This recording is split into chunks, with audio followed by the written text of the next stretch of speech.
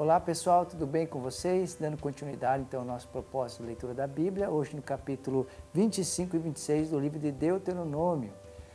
Capítulo 25 então, eu queria destacar algumas coisas aqui. A primeira delas é que fala quando dois homens brigavam, havia discórdia entre eles, né? Então eles iam até o juiz e eles então declarariam a sentença, né? E aquele que era culpado, aquele que de certa forma foi considerado errado, ele pagaria ou sofreria então as consequências por isso. E quais seriam as consequências? Diz aqui: se o culpado merecer açoitamento, o juiz ordenará que ele se deite, seja açoitado em sua presença com o número de açoites que o seu crime merecer, desde que nunca ultrapasse 40 açoites. Açoitá-lo, além disso, seria humilhar publicamente o israelita. Ou seja, o princípio aqui tem a ver que não é humilhação, mas correção.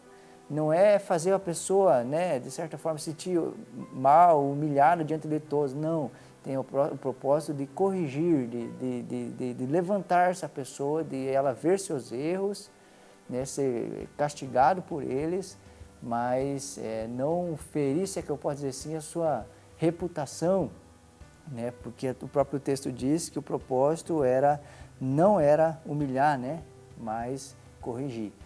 Outra coisa aqui, diz assim, versículo 4, não amordace o boi enquanto está debulhando o cereal. O apóstolo Paulo vai citar esse versículo bíblico no livro de 1 Timóteo 5,18, e ele vai se referir então aos presbíteros, aos homens de Deus que não tinham trabalho, se é que eu posso dizer assim, mas trabalhavam na obra e que eram dignos então de serem mantidos ou cuidados, ou que recebessem cuidado da igreja pelo trabalho que realizavam. Versículo 13 vai falar: não tenho na bolsa 2 padrões para o mesmo peso, um maior e outro menor. Não tenho em casa 2 padrões para a mesma medida, um maior e outro menor. Tenho pesos e medidas exatos e honestos para que vocês vivam muito tempo na terra que o Senhor, seu Deus, lhes dá. Pois o Senhor, o seu Deus, detesta quem faz essas coisas, quem negocia desonestamente. Olha que interessante.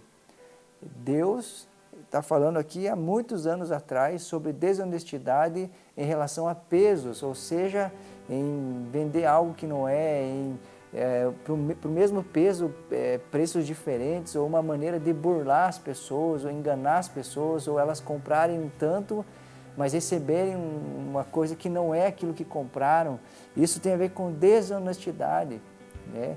E se tem algo que eu e você precisamos cuidar, com isso desagrada a Deus, se entristece a Deus, né? A gente vive numa sociedade onde é comum, é normal, parece até ser certo passar os outros para trás, mas Deus não se agrada dessas coisas. Deus não se agrada com postos de gasolina que vendem uma gasolina, né, a propaganda é de uma, mas que de certa forma não é aquilo que estão vendendo. Deus não se agrada com pessoas que fazem uma propaganda de algo, mas que não é. Deus não se agrada de pessoas que prometem algo, mas que esse algo não é aquilo que realmente promete.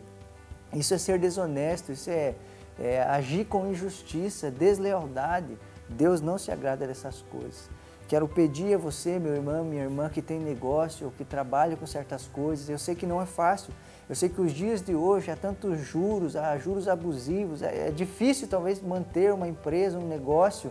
Eu sei que as coisas não são fáceis, eu sei que é difícil ser justo em uma nação que às vezes é injusta, mas quero dizer a você, ainda que você perca aqui, você vai ganhar no céu.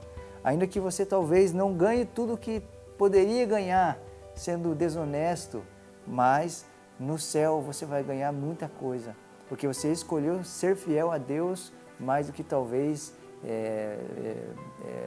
as coisas desse mundo e trilhar esse caminho da desonestidade, da mentira. Versículo 18 diz assim: quando vocês estavam cansados e exaustos, eles se encontraram com vocês no caminho e eliminaram todos os que ficaram para trás e não tiveram temor de Deus. Ele está falando sobre os amalequitas, né, que de alguma maneira eles vão até o povo e eles, de maneira assim, muito mal, muito maligna, eles ferem o povo de Israel enquanto eles caminhavam pelo deserto. Olha que interessante. Por que essa nação agiu dessa maneira? Feriu aqueles que não tinham condições de lutar, feriu aqueles que estavam para trás, Como pode uma nação fazer isso? Uma coisa é uma nação lutar com guerreiros, outra coisa é uma nação ferir aqueles que não têm condição de lutar, que estão cansados, que ficaram para trás porque talvez não tenham o mesmo físico dos outros. Uma nação que não teme a Deus pode fazer coisas que a gente nem imagina. Pessoas que não temem a Deus fazem coisas horríveis e que a gente com certeza vai se assustar. Por isso, o grande segredo, talvez, de viver nessa terra é temer a Deus, porque quando alguém teme a Deus, não vai fazer certas coisas. Quando alguém teme a Deus, ele vai ter um coração voltado para Deus e vai evitar caminhos que não são legais. E outra coisa é que Deus não se esquece. O juízo virá sobre aqueles que não o temem. Seja agora, seja depois ou no futuro, o juízo virá para aqueles que não temem a Deus ou de alguma maneira o desprezam. Capítulo 26, então, ele fala assim: quando vocês tiverem entrado na terra que o Senhor, seu Deus, lhe dá por herança e dela tiverem tomado posse e lá estiverem estabelecidos. Então ele vai dizer o que vai fazer.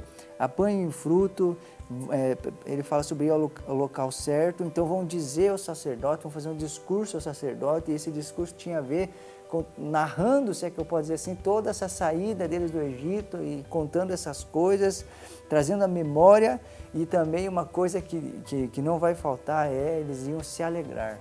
E esse momento de se alegrar, eles trariam ao Senhor uma oferta, e aqui o versículo 2 vai falar: Senhor, nós tiremos da nossa parte uma oferta para os levitas, para as viúvas e para os órfãos. Ou seja, era o momento de se apresentar, então, o sacerdote, quando ele estivesse na terra, lembrar de tudo aquilo que Deus fez, se alegrar junto com os levitas, com as viúvas, com os órfãos, com os servos, com as servas, e também de ofertar a Deus da sua porção, da sua parte, ofertar a Deus e também não falhar ou não faltar com a oferta aos levitas e às pessoas que necessitavam, que tem a ver com a maneira que Deus queria que esse povo vivesse na terra, que era um olhar para Deus, lembrando do que Ele fez, o temendo, o adorando, o servindo e com o coração também voltado para o próximo.